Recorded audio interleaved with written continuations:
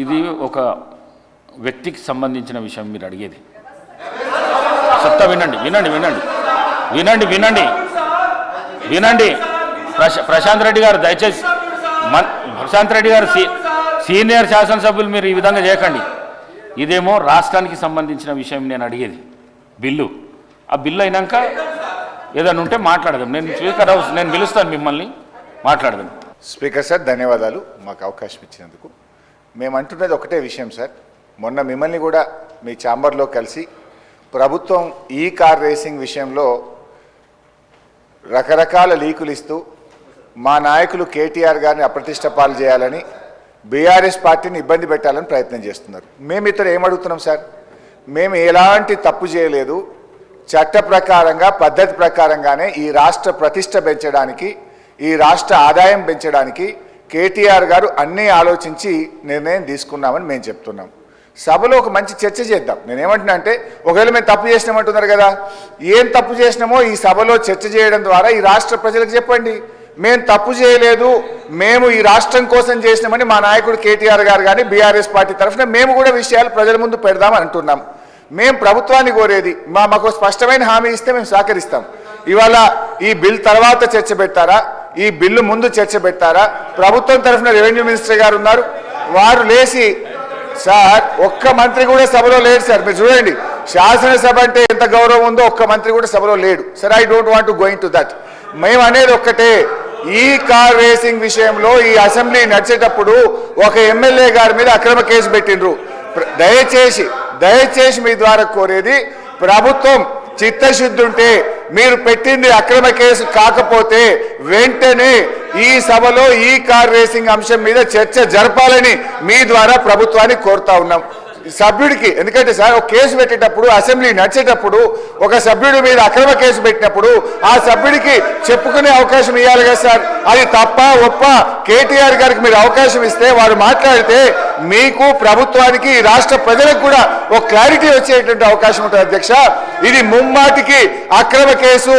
కేవలం కేటీఆర్ గారు 420 మీ హామీలను ప్రశ్నిస్తుండే కనుక లగచెర్ల రైతులను ప్రశ్నించి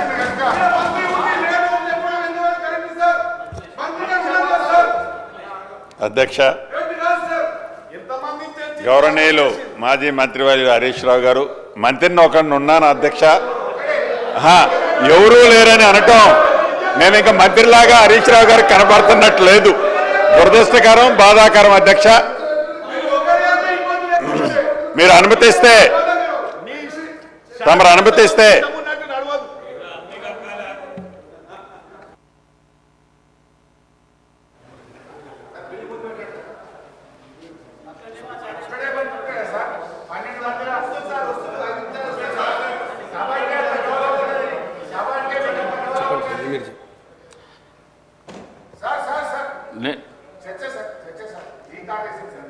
ఎల్ఏ మినిస్టర్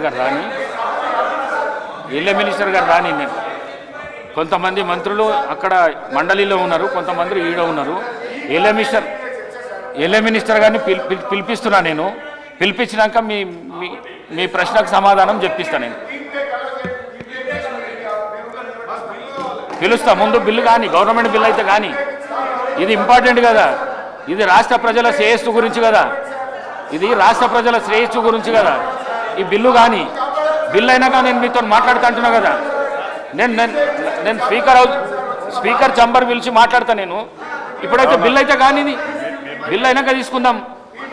ఒక సభ్యుని గురించి రాష్ట్ర శ్రేయస్సును ఈ విధంగా మీరు సభా సమయాన్ని వృధా చేసుడు ఇది చాలా పొరపాటు.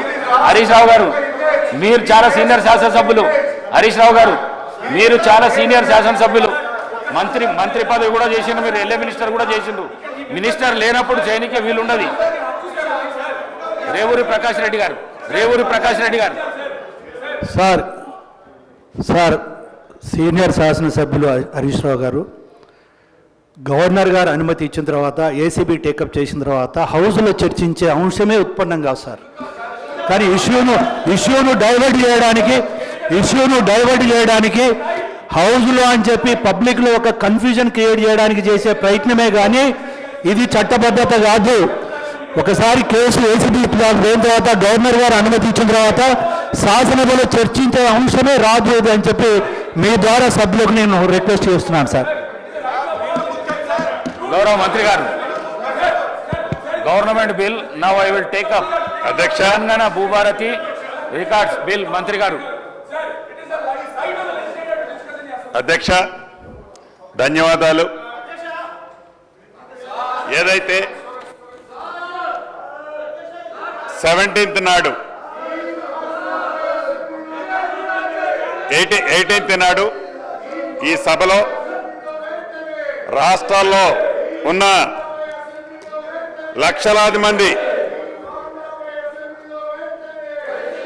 రైతన్నలకి, భూములున్న రైతులకి ఒక భరోసా కల్పించే దాంట్లో భాగంగా సాధించుకున్న తెలంగాణ రాష్ట్రంలో ఆనాటి ప్రభుత్వంలో ధరణి ద్వారా కానీ 2020 చట్టం ద్వారా కానీ ఏదైతే రైతుల ఇబ్బంది కలిగిందో, ఏదైతే నష్టం కలిగిందో దాన్ని 2024 భూభారతి తెలంగాణ చట్టం ద్వారా సవరించే అంశాన్ని తమర అనుమతితో 17వ తారీఖు ఈ నెల ఇదే సభలో బిల్లు ప్రవేశపెట్టడం జరిగింది. అధ్యక్ష, ఆ రోజు కొన్ని అంశాలు మీ ద్వారా ఈ సభలో ఉండే సభ్యులతో పాటు రాష్ట్రంలో ఉండే లక్షలాది మంది భూములున్న రైతన్నలకు అభద్రతలో ఏదైతే ఉన్నారో వారికి ఒక భరోసా కల్పించే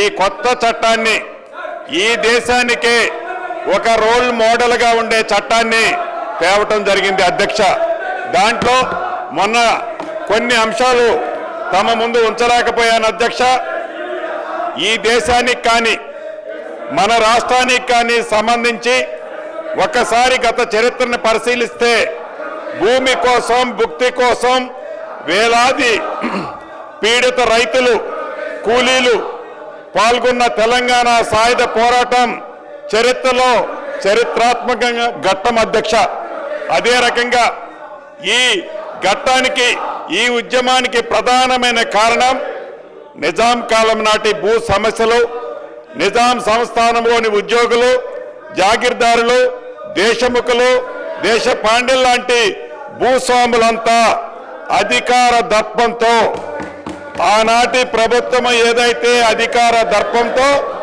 ధరణిని 2020 చట్టాన్ని తీసుకొచ్చి ప్రజల నెత్తిన రుద్దిందో, అటువంటి చట్టాన్ని గతంలో నిజాం నవాబు కంటే ముందు కూడా అదే పద్ధతి ఉండేది. అధ్యక్ష, అదే రకంగా ఈ ధరణి సమస్యలు పరిష్కరించలేకపోవటం, క్షేత్రస్థాయిలో బాధితుల బాధను అర్థం చేసుకోకపోవటం, ధరణిలో ఎలాంటి సమస్యలు కూడా లేవని బుకాయించడం అనేది ఆనాటి ప్రభుత్వం మనం ప్రత్యక్షంగా చూసాం. అధ్యక్ష,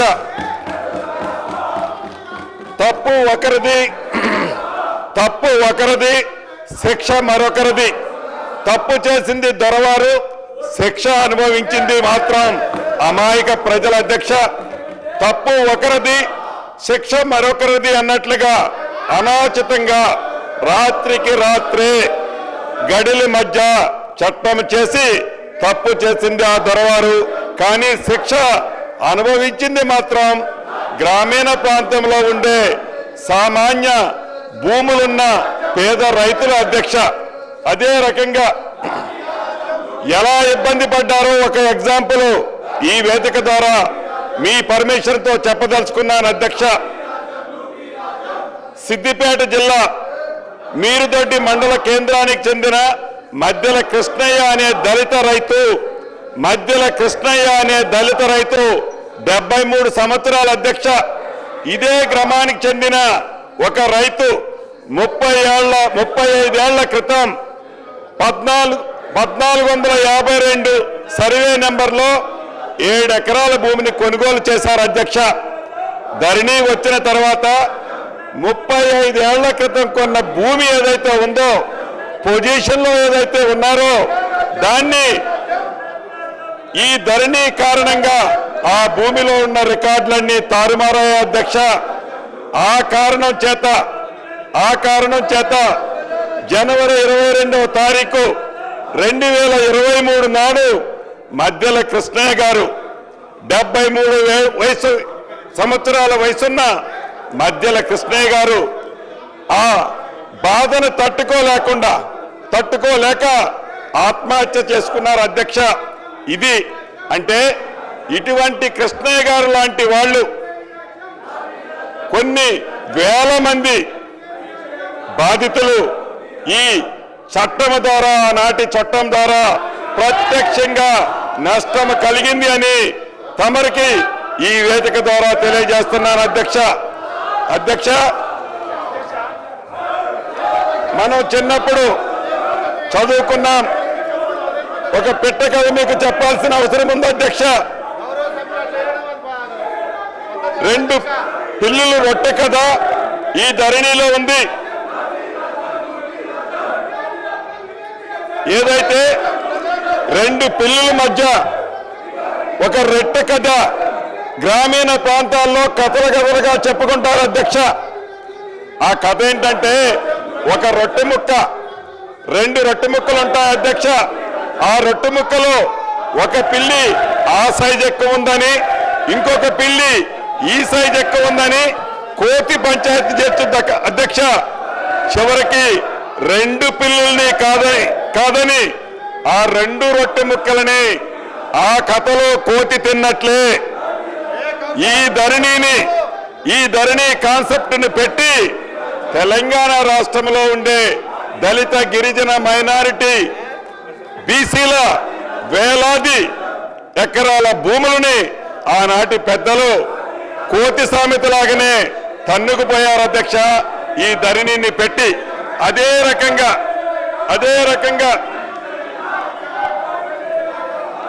ఇటు రాష్ట్రంలో అటు దేశంలో 2014 ముందు కాంగ్రెస్ ప్రభుత్వం తీసుకొచ్చిన రెవెన్యూ చట్టాలు, సంస్కరణలు రైతాంగానికే కాకుండా యావత్ ప్రజానికానికి ఎంతో మేలు చేశాయని చెప్పడానికి గర్వపడుతున్నాను అధ్యక్ష.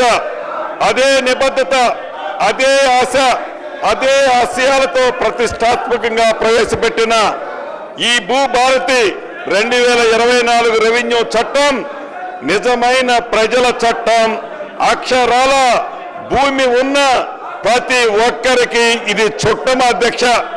అంతేకాదు, దేశ చరిత్రని సరికొత్త సంస్కరణలతో లిఖించిన 3 వ్యక్తుల గురించి ఇక్కడ చెప్పుకోవాలి అధ్యక్ష.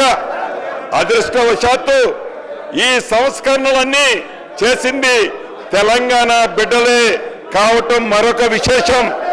భూ కమతాల పరిమితి చట్టం తెచ్చిన నాటి ముఖ్యమంత్రి, తెలుగు ప్రధాని శ్రీ పివి నరసింహరావు గారు కౌలు రైతులకు మేలు చేసే విధంగా కౌలు రక్షిత చట్టం తీసుకొచ్చిన నాటి ముఖ్యమంత్రి శ్రీ బూర్గుల రామకృష్ణారావు గారు, అదే విధంగా జాగీర్ల రద్దుతో కీలకంగా వ్యవహరించిన మాజీ ఉప ముఖ్యమంత్రి కొండ రెడ్డి గారు అని ఇక్కడ చెప్పాలి. అడుగుజాడల్లో అధ్యక్ష, ఇది ఏమి సంస్కృత అధ్యక్ష? హరీష్ రావు గారు, మీరు సీనియర్ శాసనసభ్యులు ఈ సభలో పట మీరు చేస్తున్న తీరు మాత్రం ఈ రాష్ట్ర ప్రజలకు తీరని అన్యాయం చేసే తీరు అది. దాన్ని మీరు ఈ విధంగా ప్రవర్తిస్తే సభను తప్పుదోవ పట్టించే కార్యక్రమం. బిల్లు చాలా ఇంపార్టెంట్ బిల్ ఇది. ఇది ధరణికి సంబంధించి భూభారతి చేంజ్ చేసే బిల్లు ఇది.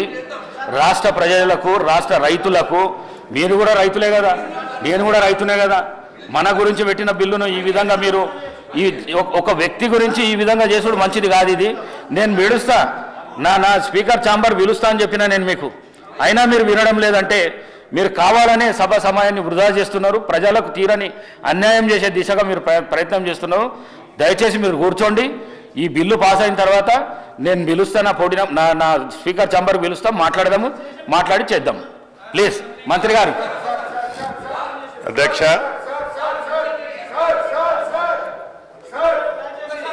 ఇంతకుముందు ఏదైతే సభలో జరిగిందో చాలా బాధాకరం, దురదృష్టకరం అధ్యక్ష.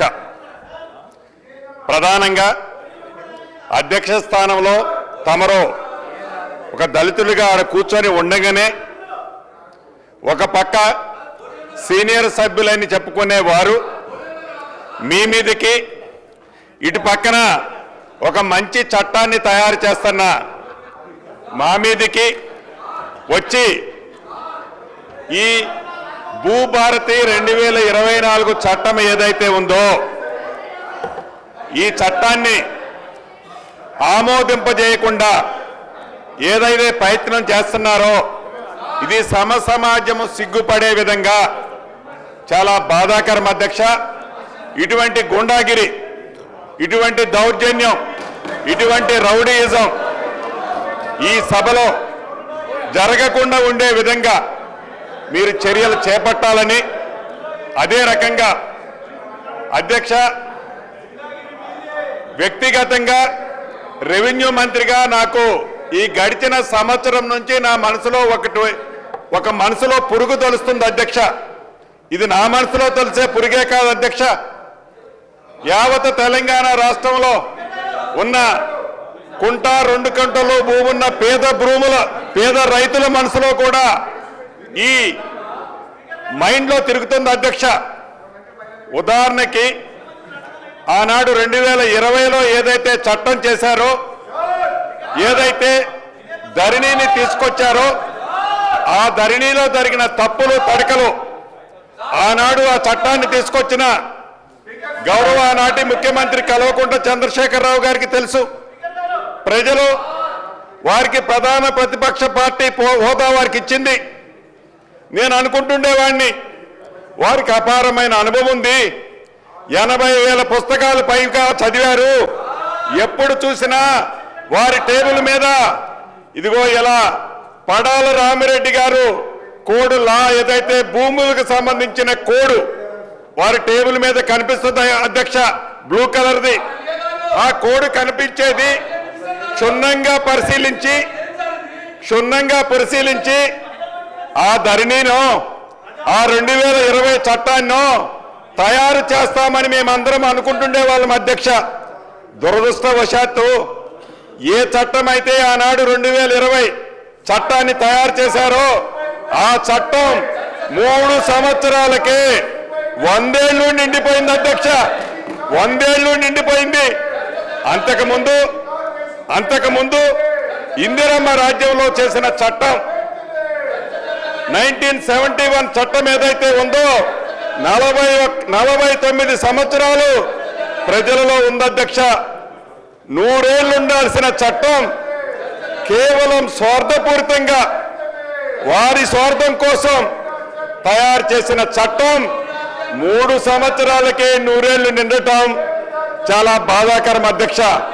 ఈరోజు కూడా అనుకున్నాను, గౌరవ సభ్యులు హరీష్ రావు గారు ఈ చట్టం గురించి పబ్లిక్ డొమైన్లో పెట్టినప్పుడు, అనేక ప్లాట్ఫామ్లలో డిస్కస్ చేసినప్పుడు సుమారు 7 పేజీలకు సంబంధించిన అంశాలు అనుభవజ్ఞులని చెప్పుకునే హరీష్ రావు గారు కూడా సూచనలు ఇచ్చారు అధ్యక్ష. నిన్న ఈ బిల్లుని అసెంబ్లీలో ప్రవేశపెట్టిన తర్వాత కూడా హరీష్ రావు గారు అనేక సూచనలు ఇవ్వడం జరిగింది అధ్యక్ష. అంటే ఇప్పటికీ ప్రధాన ప్రతిపక్ష పాత్ర పోషించిన ప్రధాన ప్రతిపక్ష నాయకుడు ఆ సీట్లో కూర్చొని, నేను మొదటిసారి శాసనసభ్యుని అధ్యక్ష, నేను 2014 నుంచి 2019 దాకా పార్లమెంటు సభ్యుడిగా ఉన్నాను అధ్యక్ష. తర్వాత వారి సొంత పార్టీ, వారి జాగీరి పార్టీలో ఉన్న నాకు టికెట్ ఇవ్వలేదు అధ్యక్ష. వారి పార్టీ కాబట్టి వారి ఇష్టం అధ్యక్ష. ప్రజల దీవెనలతో, ప్రజల ఆశీస్సులతో ఈనాడు ఇందిరమ్మ రాజ్యంలో ప్రజల దయతో, మా నాయకుడు రాహుల్ గాంధీ గారి దయతో ఈనాడు ఈ స్థానంలో ఉండి ఒక మంచి చట్టం, దేశానికి ఒక రోల్ మోడల్ అయిన ఈ భూభారత చట్టాన్ని సభలో ప్రవేశపెట్టినప్పుడు ఆ మాజీ ముఖ్యమంత్రి వర్యులు ఆ సీట్లో కూర్చొని ఆ 80,000 పుస్తకాలు చదివిన జ్ఞానాన్ని, అనుభవాన్ని నాకు చెబుతారేమో, దాని సూచనలు ఇస్తారేమో. ఆ సూచనలు అన్నిటినీ తప్పకుండా మంచి ఉంటే ఈ చట్టంలో పెట్టాలని ఆశపడ్డాను అధ్యక్ష. కానీ ఏ కారణం చేత సభకు రావటం లేదో నాకు తెలియదు. నాకు తెలిసి ఈ గడిచిన సంవత్సరంలో బడ్జెట్ ప్రవేశపెట్టేటప్పుడు కొన్ని నిమిషాలు వచ్చిపోయారు అధ్యక్ష సభకి. ఎప్పుడైనా సభలు జరిగేటప్పుడు సభలో ప్రతి నియోజకవర్గానికి సంబంధించిన శాసనసభ్యులు ఎందుకు మాట్లాడతారంటే ఆ నియోజకవర్గానికి సంబంధించిన అనేక అంశాలు ప్రజల దృష్టికి శాసనసభలో నేను తీసుకొచ్చానని చెప్పడానికి, ప్రజల పక్షాన పోరాటం చేయటం కోసం, ఆ సమస్యలు పరిష్కరించుకోవటం అసెంబ్లీలో ప్రవేశపెడతారు అధ్యక్ష. కానీ ఆ ప్రధాన ప్రతిపక్ష నాయకుడు మాజీ ముఖ్యమంత్రి వర్యులు కానీ అసెంబ్లీలోకి రారు. కనీసం ఈరోజు ఉదయం ఒక ఇన్సిడెంట్ జరిగింది అధ్యక్ష. పొద్దున్నే బార్బర్ ఇంటికి వచ్చారు. బార్బర్ ఇంటికి వచ్చి ఒక గంట ప్రశాంతంగా నా కటింగ్ ఇతరత్ర చేసే సందర్భంలో ఆ నంద్ అనే అతను చెప్పాడు, సార్ ఈ రోజైనా ప్రధాన ప్రతిపక్ష నాయకులు సభకు వస్తారా? మీరేదైతే అమూల్యమైన బిల్లు భూభారత బిల్లు పెడుతున్నారో ఆ బిల్లులో ఆ నాయకులు ఏమన్నా మంచి సూచనలు ఇస్తారా అని బార్బర్ నన్ను అడగటం జరిగింది అధ్యక్ష. అంటే వారిని అభిమానించే వాళ్ళు వందల్లోనో, పదుల్లోనో, వేలల్లోనో ఈ రాష్ట్రంలో ఉంటారు. ఈ రాష్ట్రానికి ప్రధాన ప్రతిపక్ష నాయకుడిగా ఉన్న ఆనాటి ముఖ్యమంత్రి గారు సభకు రాకపోవటం సభను అవమానించినట్లా, లేకుంటే తెలంగాణ ప్రజలను అవమానించినట్లా? ఈ దౌర్భాగ్యమైన పరిస్థితి ఏందో ఒక్కసారి మీరు ఆలోచించాలి అని యావత్ రాష్ట్ర తెలంగాణ ప్రజలను కోరుకుంటున్నాను అధ్యక్ష.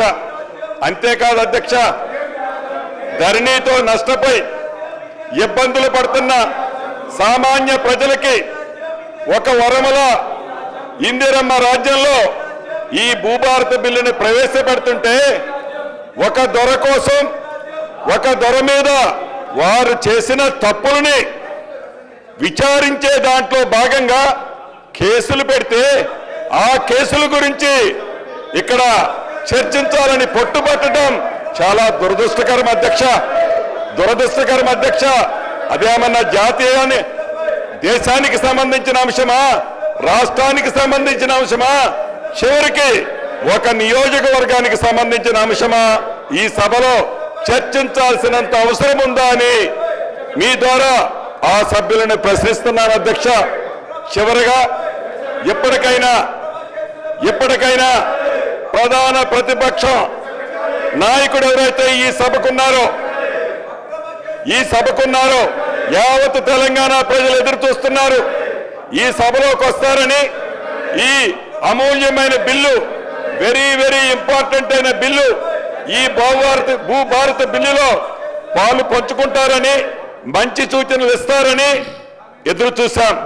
దురదృష్టకరం, వారు ఇక్కడికి రాకపోవటం దురదృష్టకరం. ఉన్నవాళ్ళు ఈ రకంగా గొడవలు చేయటం బాధాకరం అధ్యక్ష.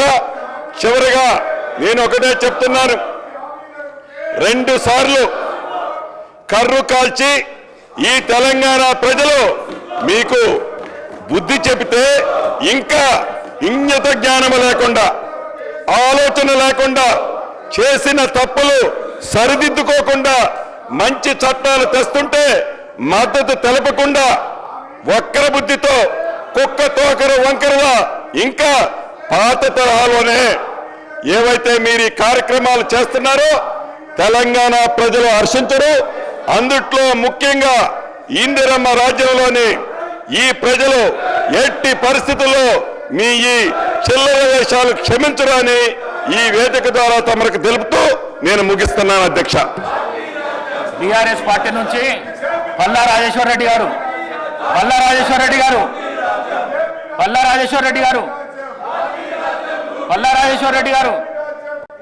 ఇది మంచి బిల్లు, ఇది మంచి బిల్లు. అందరికీ ఉపయోగపడే బిల్లు ఇది, రైతులకు ఉపయోగపడే బిల్లు ఇది, ప్రజలకు ఉపయోగపడే బిల్లు. వెళ్ళండి మాట్లాడండి. అంటే ఇష్టం లేదా మీకు ఈ బిల్లు? రైతులకు సాయం చేసుడు ఇష్టం లేదా? మాట్లాడండి ప్లీజ్, మాట్లాడండి. ఏ మహేశ్వర్ రెడ్డి గారు, ఏ మహేశ్వర్ రెడ్డి గారు,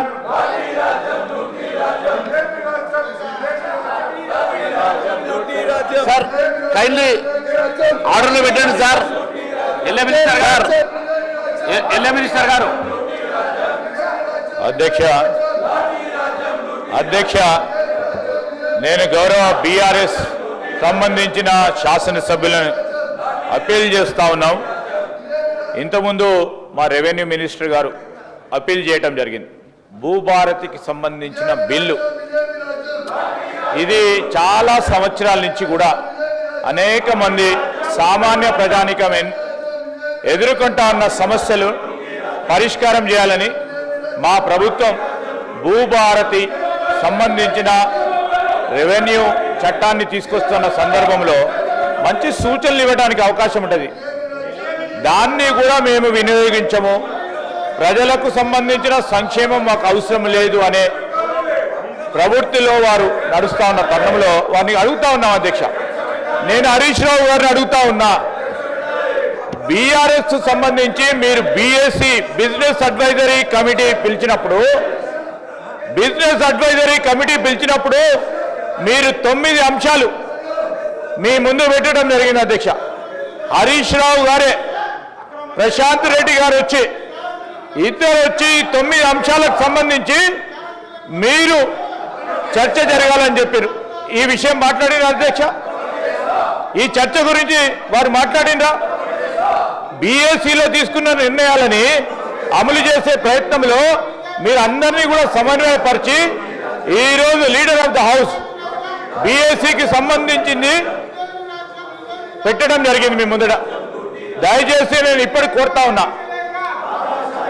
కొద్దిగా అయినా చిత్తశుద్ధి ఉంటే రాష్ట్ర ప్రజలకు సంబంధించి రెవెన్యూ అంశాలకు సంబంధించి వారు ధరణి పెట్టినప్పటి నుంచి ఇప్పటి వరకు ప్రజలకు సంబంధించి అనేక అంశాలు, అనేక ఇష్యూస్ కూడా వచ్చిన తరుణంలో చాలా కసరత్తు చేయడం జరిగింది. అధ్యక్ష, శ్రీనివాస్ రెడ్డి గారు, మా అధికారులు చాలా కసరత్తు చేసి చాలా మందితోని సంప్రదింపులు చేసి ఈరోజు శాసనసభ్యుల అభిప్రాయాలను కూడా తెలుసుకునే ప్రయత్నంలో మేము బేషిజాలకు పోకుండా బీఆర్ఎస్కు సంబంధించిన శాసనసభ్యులు చెప్పిన సూచనలు కూడా అమలు చేయాలనే ప్రయత్నంలో రెవెన్యూ మంత్రి గారు సమయం తీసుకుంటే వారు సమయం అడిగిన అధ్యక్ష. పెద్దలు అక్బరుద్దీన్ గారు కానీ హరీష్ రావు గారు సమయం అడిగిండ్రు. మాకు బిల్లు పెట్టంగానే సమయం లేదు, సమయం అడిగిండ్రు. సమయం అడిగేటప్పుడు శ్రీనివాస్ రెడ్డి గారు ఏం చెప్పారు అధ్యక్ష? మా రెవెన్యూ మంత్రి గారు సమయం ఇద్దాం, ముఖ్యమంత్రి గారు కూడా చెప్పారు సమయం ఇద్దాం, వారి ఆలోచనలు తీసుకుందాం, బేషిజాలకు పోవు, వారు మంచి ఆలోచన చెప్తే దాంట్లో మేము ఈరోజు బిల్లులో కూడా పెడతామని చెప్పారు. ఇదేమి అధ్యక్ష, కావాలని ఇబ్బంది పెట్టే ప్రయత్నం. ఈరోజు ఏం జరుగుతూ ఉంది అధ్యక్ష? అందరు కూడా సీనియర్ శాసనసభ్యులు ఉన్నారు చాలా మంది, కేవలం ఆపి చేసే ప్రయత్నంలో కాదు.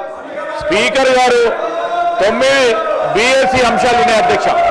9 బీఎస్సీ అంశాల విషయంలో ఏ ఒక్క విషయంలో కూడా మొన్న వారు చెప్పంగానే అధ్యక్ష, మీరు వారు చెప్పిన ప్రధానమైన అంశం ప్రభుత్వ పాఠశాలలో మౌలిక సదుపాయాల విషయంలో ఈరోజు బీఆర్ఎస్ వారు ఇచ్చిన అంశాన్ని మీరు సభలో చర్చించడానికి మీరు అనుమతి ఇవ్వడం జరిగింది.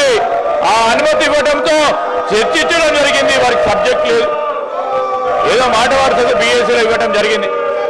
ఇవన్నిటి విషయంలో వారి దగ్గర సరుకు లేదు. అందుకోసమే ఈరోజు కొత్త ప్రస్తావన తీసుకొచ్చి సభను పక్కదారి పట్టించేది, సభను ఏ విధంగానే అడ్డుకోవాలనే ప్రయత్నంలో ఉన్నారు. దయచేసి భూభారతికి సంబంధించిన అంశం విషయంలో చాలా కసరత్తు చేసిన తర్వాత ప్రజలకు ఉపయోగపడే ఒక ప్రధానమైన బిల్లు అధ్యక్ష, వారిని సహకరించమని మరొకసారి కోరుతా ఉన్నాం. గౌరవనీయులైన హరీష్ రావు గారు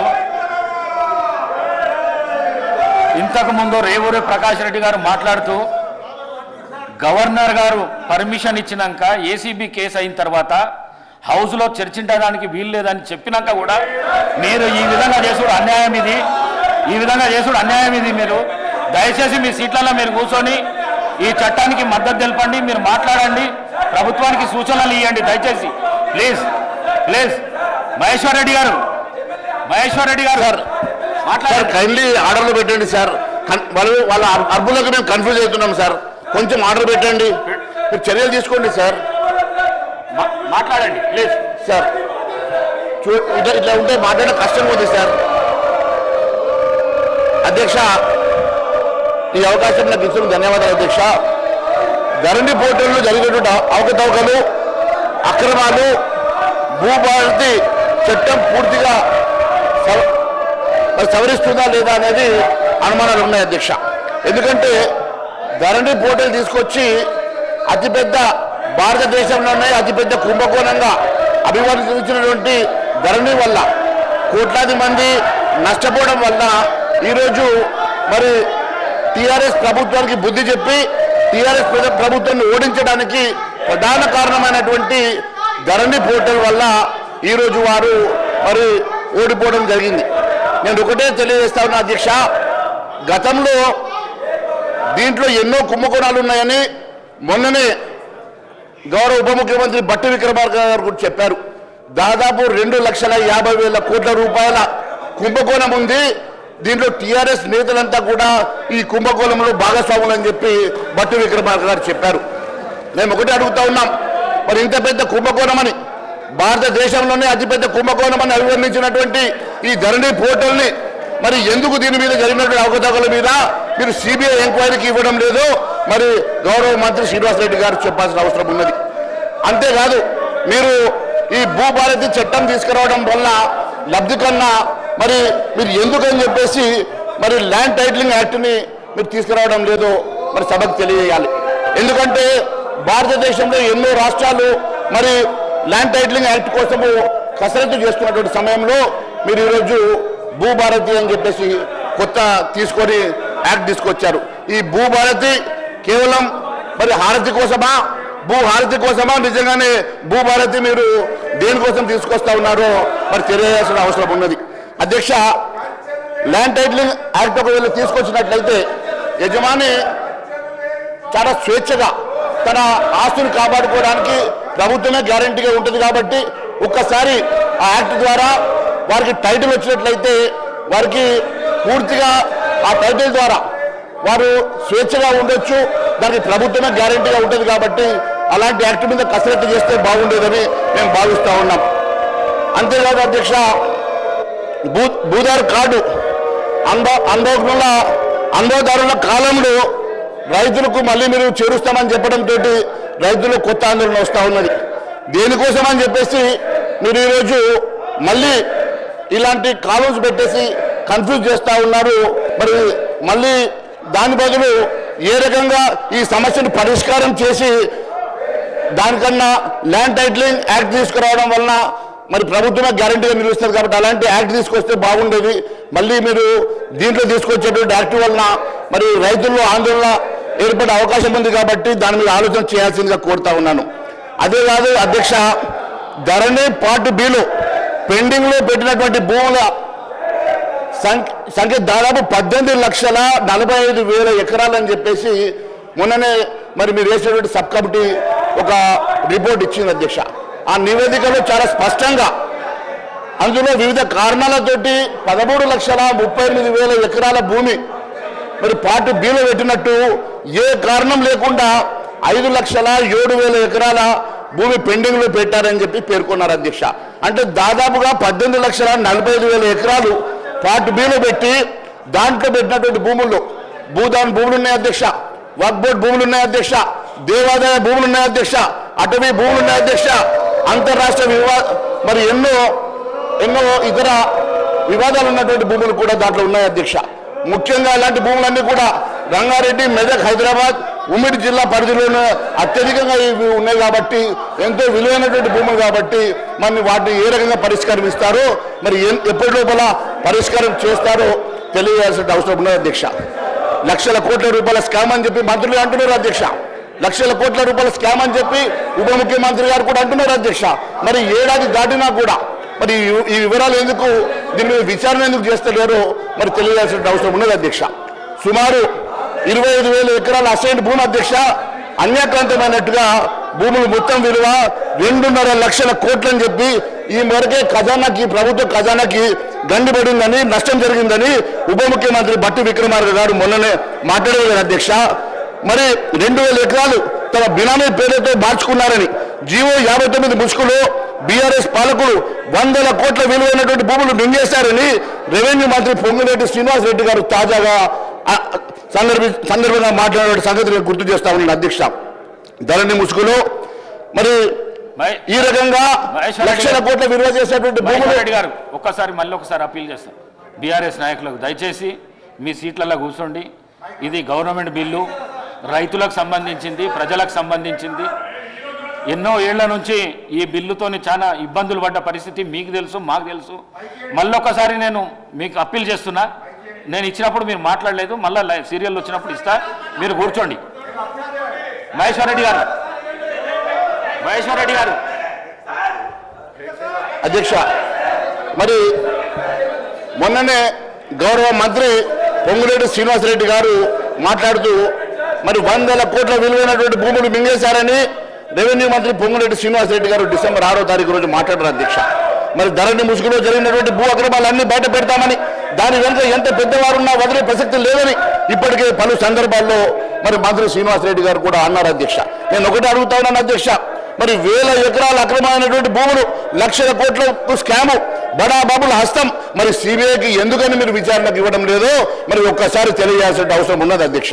ఎందుకంటే ధరణి వచ్చాక పార్ట్ బిలో పెట్టిన భూములు ఎన్ని వేల ఎకరాలు ప్రైవేటు వ్యక్తుల చేతుల్లో వెళ్ళాయో ఆ అంశాల మీద జిల్లా కలెక్టర్ నుంచి ప్రభుత్వానికి ఇదివరకే నివేదికలు వచ్చాయి అధ్యక్ష. బినామీల పేరుతో పెద్ద ఎత్తున భూములు చేతులు మారినట్లు గుర్తించినప్పటికీ అందుకు బాధ్యులైనటువంటి వ్యక్తులపై చట్టపరమైన చర్యలు తీసుకునేందుకు ప్రభుత్వం ఎందుకని ఉపేక్షిస్తున్నది? మంత్రులు ఆరోపణలు బట్టి చూస్తే ధరణి ముసుగులో జరిగిన అక్రమాలు, భూదందా భారతదేశంలోనే అతిపెద్ద ల్యాండ్ స్కామ్ గా అనిపిస్తా ఉన్నది. మరి ఇంత పెద్ద స్కామ్ పై విచారణ జరిపించకుండా కాంగ్రెస్ సర్కార్ ఎందుకు ఉపేక్షిస్తున్నది? దాని వెనుక మతలం ఏమున్నది? బ్లాక్ మెయిలింగ్ సెటిల్మెంట్లేనా, లేక ఇంకేమన్నా మరి ఉన్నాయా అని చెప్పి అనుమానాలు కూడా ప్రజల్లో తలెత్తుతున్నాయి అధ్యక్ష. మరి భూ అక్రమణ నీకు తేల్చడానికి సిబిఐకి విచారణ ఇవ్వకుంటే ఎప్పటిలోగా న్యాయ విచారణ పెడతారు, స్పెషల్ ఇన్వెస్టిగేషన్ టీమ్ ఎప్పటి లోపల మరి మీరు అపాయింట్ చేస్తారో మరి తెలియాల్సిన అవసరం ఉంది.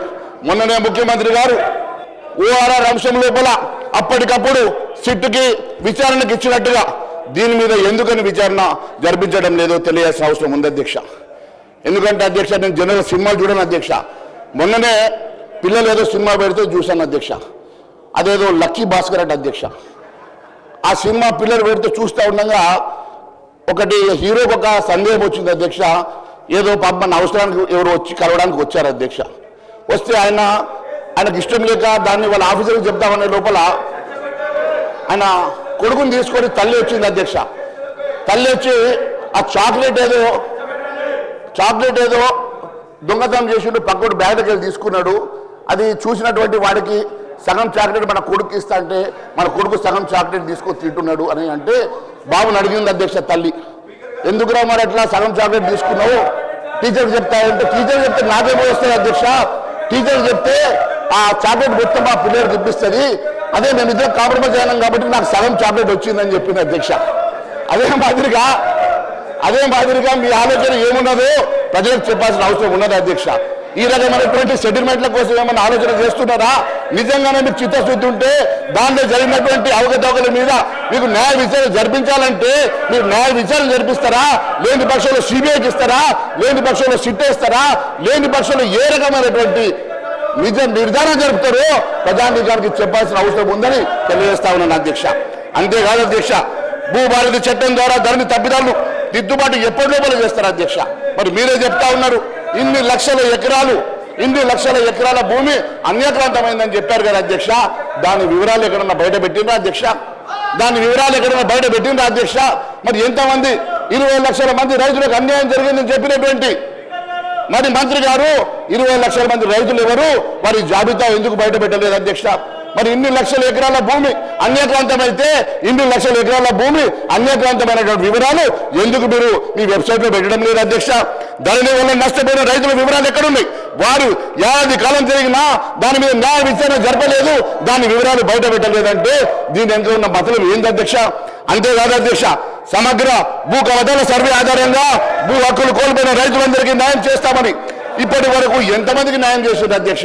మీరు ఇచ్చినటువంటి మేనిఫెస్టోలో పెట్టినటువంటి అంశాలే కానీ మీరు మరి అనేక సందర్భాల్లో మాట్లాడినటువంటి అంశాలు కానీ ఏవి కూడా మీరు అటెండ్ చేయకుండా కేవలం మీరు ఏ రకంగా పేరు మార్చి మీరు చేస్తున్నటువంటి మతలబ్ ఏంది, దీనివల్ల రైతులకు జరుగుతున్నటువంటి న్యాయం ఏందో తెలియజేయాల్సిన అవసరం ఉంది అధ్యక్ష.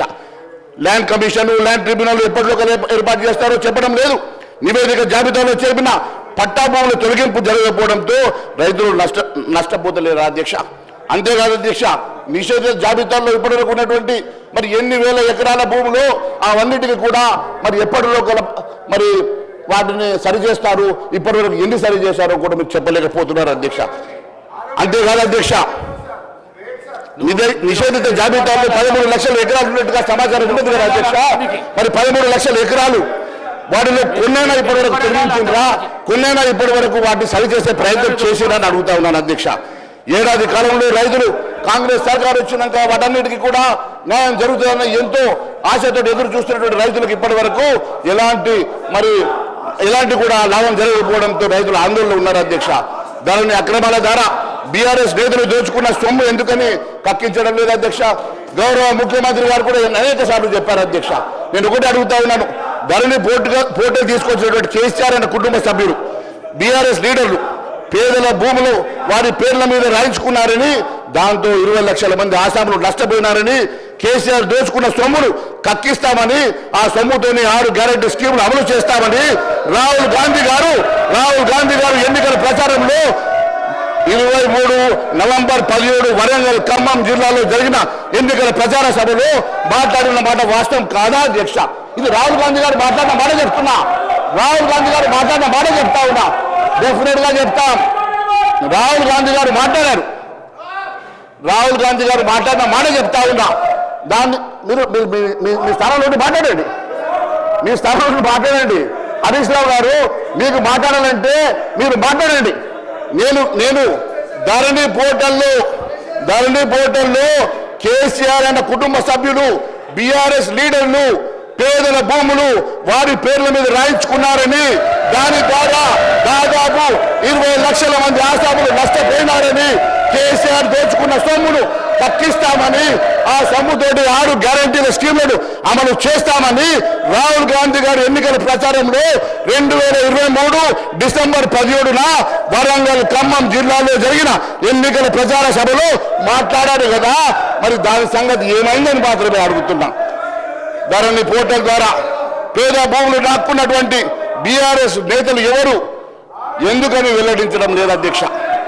ధరణి పోర్టల్ ఇప్పటికీ కేసీఆర్ సర్కార్ 2020 నవంబర్ 29న ప్రారంభించి అప్పటికే మూడేళ్ల కాలంలోనే నవంబర్ 23 వరకల్లా లక్షల ఎకరాలు బీఆర్ఎస్ లీడర్లు పేద రైతులు బెదిరించి తమ పేర్ల మీద రిజిస్ట్రేషన్ చేయించుకున్నారన్న ఆరోపణలు ఉన్నాయి. ఆ లెక్కలేంటో, భూములు కోల్పోయిన రైతులు ఎవరో, లాభపడిన గులాబీ నేతలు ఎవరో కాంగ్రెస్ సర్కార్ ఎప్పటికల్లా తెలుస్తుంది. ఇన్ని రకాలుగా లక్షలాది మంది రైతులు నష్టపోయినారు, లక్షలాది ఎకరాలు బీఆర్ఎస్ లీడర్లు తమ పేర్లు రాయించుకున్నారని ఆరోపించినటువంటి కాంగ్రెస్ నాయకులు ఇవి ఎప్పటి లోపల బయట పెడతారు, ఎప్పటి లోపల విచారణ చేస్తారు. ఎందుకని సిబిఐ ఎంక్వైరీ చేయించడం లేదో ఈ సభకు చెప్పాల్సిన అవసరం ఉంది అధ్యక్ష. ధరణి పుణ్యమాని గల్లంతైనటువంటి అసైన్డ్ భూముల సంగతి చెంది అధ్యక్ష. తెలంగాణ ఏర్పడి 2014 నాటికి రాష్ట్రంలో 24 లక్షల ఎకరాల అసైన్ భూములు అధ్యక్ష. మరి ఇప్పుడు ఆ భూములు 5 లక్షలకు ఎందుకు కుదించబడ్డాయి, 5 లక్షలకు ఎందుకు తగ్గినాయి? అసైన్ భూములను బీఆర్ఎస్ లీడర్లు పేదలను బెదిరించి వారి నుంచి కొనుగోలు చేసి రిజిస్ట్రేషన్ చేసుకున్న వాటి వివరాలు ఎప్పటి లోపల మీరు వెల్లడిస్తారో తెలియాల్సిన అవసరం ఉన్నది అధ్యక్ష. అంతేకాదు అధ్యక్ష, అన్యాక్రాంతమైనటువంటి 2 లక్షల కోట్ల విలువైనటువంటి భూముల సంగతి వివరాలు ఎప్పటి లోపల వెల్లడిస్తారో. మహేశ్వర్ రెడ్డి గారు ఒక్క 2 నిమిషాలు. మళ్ళొక్కసారి అప్పీల్ చేస్తాను నేను. హరీష్ రావు గారు, మీరు సీనియర్ శాసనసభ్యులు, 21 ఏండ్ల అనుభవం ఉన్నదని మీరు చాలాసార్లు చెప్పారు. మళ్ళీ ఒకసారి మీకు నేను రిక్వెస్ట్ చేస్తున్నా, మీ సీట్లలో మీరు కూర్చోండి. భూభారతి బిల్లు అనేది రైతులకు, ప్రజలకు, ఈ రాష్ట్ర ప్రజలకు మేలు చేసే బిల్లు ఇది. ఆ బిల్లు కోసం మీరు కూర్చోండి. తర్వాత నేను మీతో 3 సార్లు నేను ప్రామిస్ చేసిన, మీరు రండి, నా ఛాంబర్కు రండి, మీతో నేను మాట్లాడతా అని చెప్పిన.